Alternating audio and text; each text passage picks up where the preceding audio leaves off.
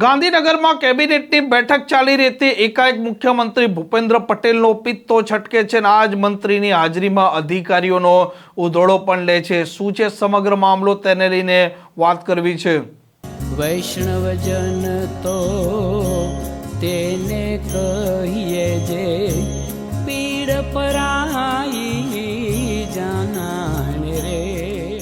નમસ્કાર, આપ જોઈ રહ્યા છો નવજીવન ન્યૂઝ અને હું છું આપની સાથે તોફિક ગાચી। ગાંધીનગરમાં કેબિનેટની બેઠકમાં એકાએક મુખ્યમંત્રી ભૂપેન્દ્ર પટેલ ગુસ્સો થાય છે અને મામલો હતો માર્ગ અને મકાન વિભાગનો। કેમ કે સુરતના ઓલપાડમાં જે પ્રકારે 21 કરોડની ટાંકી 21 સેકન્ડમાં જ ધરાશાયી થાય છે અને આ મામલે ખળભળાટ મચી જવા પામે છે। કેમ કે આ પાણીની ટાંકી છે તેનું હજી સુધી ઉદ્ઘાટન પણ નહોતું થયું, કેવળ ટ્રાયલ ચાલી રહ્યો હતો અને આ જ મામલે ટાંકી ધરાઈ થતાં ખળભળાટ મચી જવા પામે છે અને આજે કેબિનેટમાં મામલો ચર્ચાયો તો મુખ્યમંત્રીએ અધિકારીઓને કડક ભાષામાં વાત કરતા સંદેશો આપ્યો હતો અને કોંગ્રેસ પણ આ મામલામાં હવે કૂદી છે અને કોંગ્રેસે પણ આ 21 કરોડની ટાંકી 21 સેકન્ડમાં જે ધરાશાયી થઈ છે તે મામલે સરકારની અને ભ્રષ્ટાચારની ધૂળ નીકાળી છે। ભારતીય જનતા પાર્ટીનું શાસન હવે તો ટ્રિપલ એન્જિન સરકાર કહીએ કે સ્થાનિક સ્વરાજની સંસ્થાએ કોર્પોરેશન હોય તો ત્યાં પણ ભાજપનું શાસન છે, રાજ્યમાં પણ શાસન છે ને દેશમાં પણ શાસન છે।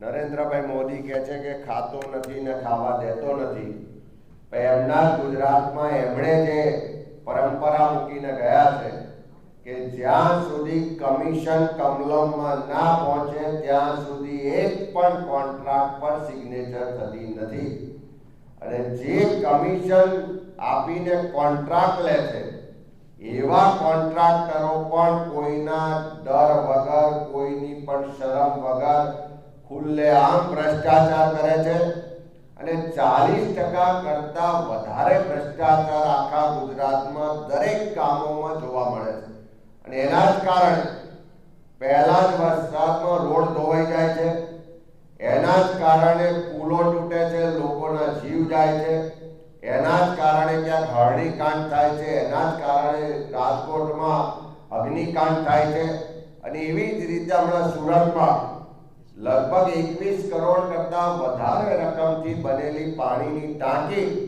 જેનું હજુ ઉદ્ઘાટન પણ નથી થયું, એ ટેસ્ટિંગના તબક્કામાં ધરાશાયી થાય।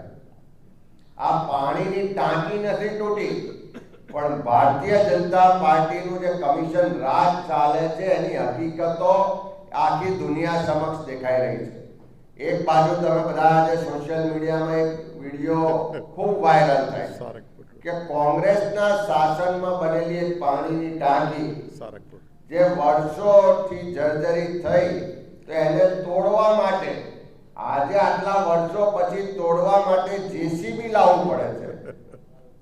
એ કોંગ્રેસના શાસનમાં પ્રમાણિકતાથી બનેલી એક પાણીની ટાંકી અને બીજી બાજુ ભાજપના કમિશન વાળી સરકારમાં ભ્રષ્ટાચારથી બનેલી પાણીની ટાંકી કે જે ઉદ્ઘાટન પહેલા ટેસ્ટિંગમાં ધરાશાયી થાય। એટલે ધીમે ધીમે ગુજરાતમાં ભારતીય જનતા પાર્ટીના પાપનો ઘડો ફૂટી રહ્યો છે।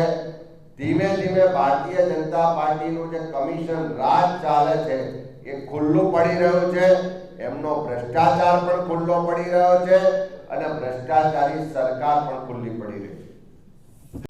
આમ ગુજરાતમાં આ મામલો અત્યારે ખૂબ ચર્ચાઈ રહ્યો છે, જ્યારે બીજી તરફ સોશિયલ મીડિયામાં પણ અમદાવાદની એક પાણીની ટાંકી જર્જરિત હતી તે તોડવાની વાત હતી અને તેને તોડવા માટે પણ આ જેસીબી છે તેને ઉપર લઈ જવું પડ્યું હતું અને કોંગ્રેસના રાજમાં તે બંધાઈ હતી। તેનું બાંધકામ પણ આજે પણ એટલું મજબૂત છે, જ્યારે 21 કરોડની ટાંકી 21 સેકન્ડમાં ધરાશાયી થાય છે। તેમાં ભ્રષ્ટાચાર કેટલો છે, આ બંને મામલાને ટાંકીને કોંગ્રેસના પ્રદેશ પ્રમુખ અમિત ચાવડાએ પ્રહારો પણ કર્યા હતા।